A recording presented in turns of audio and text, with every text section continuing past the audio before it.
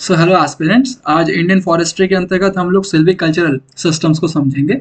इसमें हम system of diffused regeneration को देखेंगे। देखिए, एग्जामिनेशन में ये जो सेकंड चैप्टर है आपकी बुक का, वो बहुत इंपॉर्टेंट हो जाता है। हर साल यूपीएससी इंडियन फॉरेस्ट सर्विसेज के फॉरेस्ट्री पेपर में इससे क्वेश्चन पूछती है। इवन इंटरव्यू में भी ये काफ़ी इंपॉर्टेंट टॉपिक है। यहाँ से आपको अक्सर कंपैरिजन करने के लिए क्वेश्चन आ जाता है। तो चलिए शुरू करते हैं। देखिए, सिल्वीकल्चरल सिस्टम्स, ये चार्ट हमने कल भी देखा था। इसमें आज हम हाई फॉरेस्ट सिस्टम के अंतर्गत सिस्टम ऑफ डिफ्यूज्ड रीजनरेशन को देखेंगे। ठीक है, पिछले लेक्चर में हम लोगों ने सिस्टम ऑफ कंसंट्रेटेड रीजनरेशन को देखा था।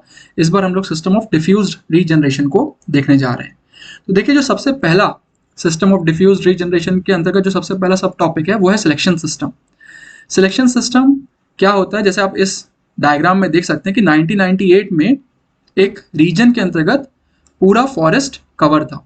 पूरा फॉरेस्ट जो रीजन था वो ट्री से कवर्ड था। 2018 में क्या किया गया, उसके 20 ईयर्स के पश्चात, कि कुछ ट्रीज को काट दिया गया और कुछ ट्रीज बचा लिए गए। ठीक है, कुछ ट्रीज को खड़े रहने दिया गया एंड कुछ ट्रीज को कट कर दिया गया। तो यहाँ पर जो ट्रीज को कट किया गया है वो ऐसा नहीं है कि ग्रुप में कट किया गया, इंडिविजुअल ट्रीज को सेलेक्ट किया गया है और इंडिविजुअली ही उन्हें कट किया जाता है। देन आफ्टर 20 ईयर्स जिन ट्रीज को कट किया गया था वापस अगेन ट्रीज बढ़ जाते हैं और जो पहले के ट्रीज थे उनकी भी हाइट आगे बढ़ जाती है।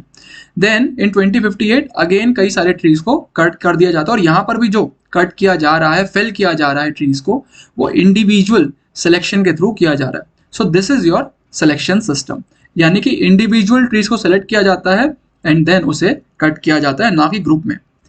So it is a further modification of your irregular shelter would system. Irregular shelter would system किसका पार्ट है? शेल्टर वुड सिस्टम का पार्ट है, जो कि आपके सिस्टम ऑफ कंसंट्रेटेड रीजनरेशन के अंतर्गत आता है। Then what are the features? देखिए, जो रीजनरेशन फेलिंग होगी वो पूरे एरिया में होगी।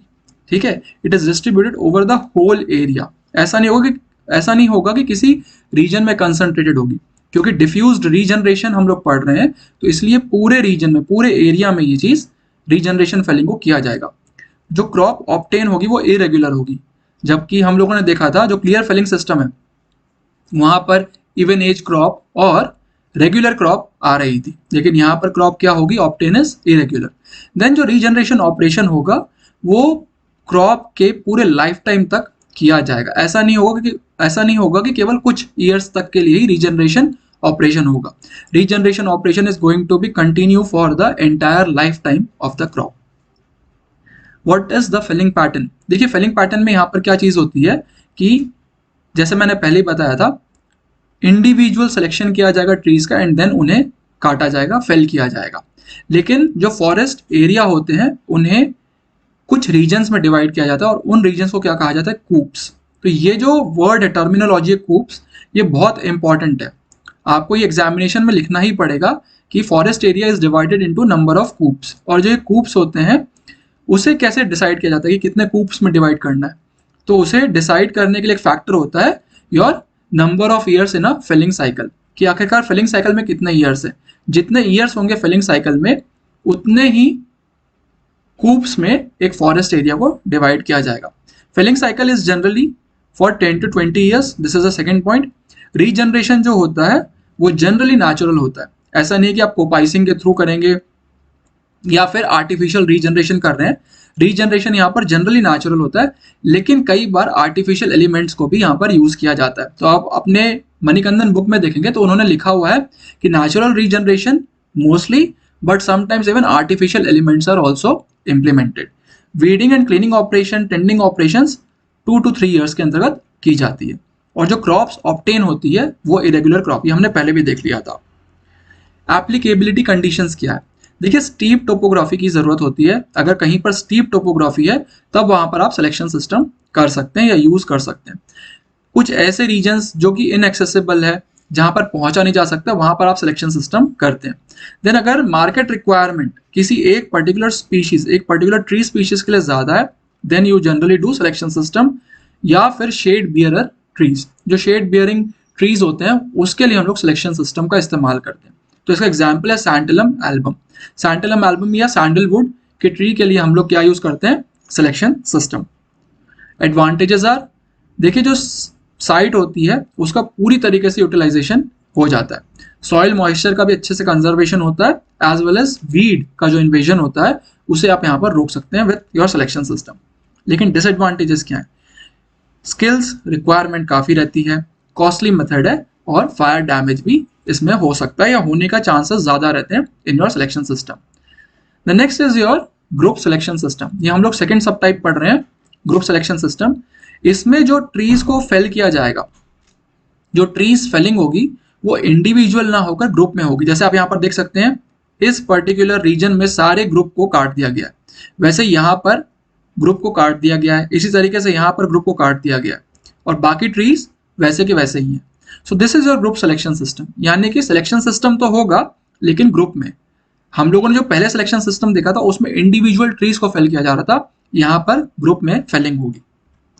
फीचर्स, ये लाइट डिमांडेड ट्रीज के लिए यूज होते हैं, जबकि जो सिलेक्शन सिस्टम है इंडिविजुअल सिलेक्शन सिस्टम वो पर्टिकुलरली शेड बियरिंग ट्रीज के लिए होता है, ये लाइट डिमांडेड ट्रीज के लिए। Then trees are felled in groups. Crops जो ऑब्टेन होगी वो इरेगुलर क्रॉप्स ही होगी, same as your selection system. Example साल यानी कि Shorea robusta, teak, Tectona grandis, fir and spruce. इन ट्रीज के लिए हम लोग क्या यूज करते हैं? Group selection system. लेकिन कुछ मुद्दे होते हैं, कुछ कंट्रोवर्सी है ग्रुप सिलेक्शन सिस्टम के साथ। क्या कंट्रोवर्सी है, क्या इश्यूज है?